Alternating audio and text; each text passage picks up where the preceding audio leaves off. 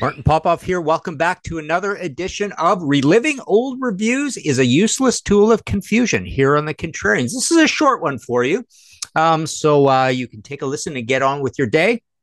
It's an old period review of Deep Purple in Rock from Disc, what do we call this? Disc and Music Echo, or is it just called Disc back then? Yeah, Disc and Music Echo, June 3rd, 1970. So this is a period review of Deep Purple in Rock.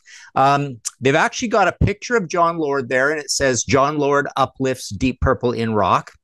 And this one even has a title. It says an exciting monster rock album from Deep Purple, but it is a short review.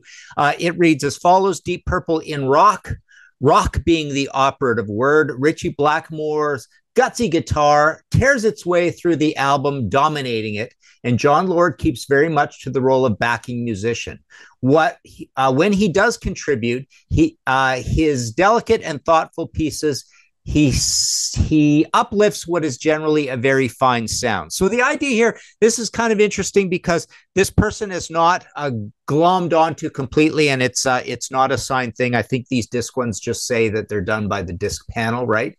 I believe. Hang on, let me just see here. Move this aside. Oh, actually, it doesn't say, but yeah, I've seen it with other disc ones here. Yeah, there we go. Discs, LP reviewing panel star ratings. We'll get to that in a second, but yeah, so this record is obviously probably the first very, very heavy album ever. We did have Black Sabbath earlier in 1970. We're now in the middle of 1970. Black Sabbath is going to bring us Paranoid in late 1970. We've also got Uriah Heep, Very Heavy, Very Humble in mid 70, but there isn't, a particularly this person just going nuts, losing their mind about how heavy this is.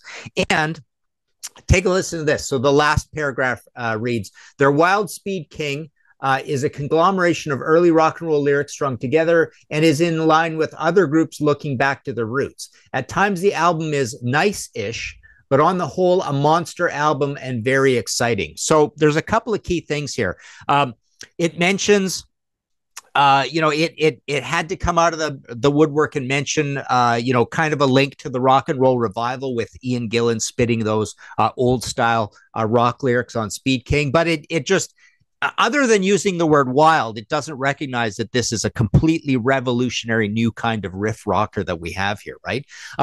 And John Lord with the picture and with the uplifting and calling the record nice-ish. The only nice-ish thing on the entire album is Child in Time. Granted, it's the longest song on the album, but it's almost like this person is disoriented by all this manic new kind of music going on this thing, heavy metal, right?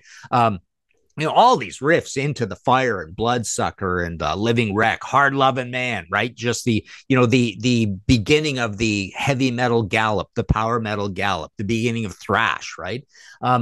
But has to mention that it's nice-ish. It says it's a monster album, which, is neither here nor there. It doesn't really allude to the incredible, crazy heaviness of it. But I like that last thing where he calls it very exciting.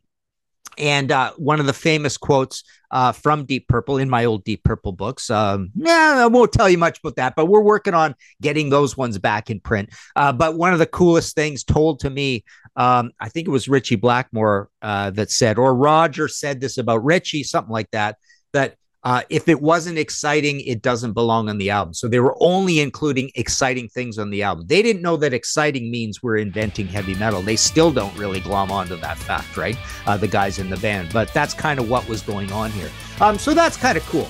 So there you go. That's another Reliving Old Reviews as a Useless Tool of Confusion. A look back at Deep Purple in Rock.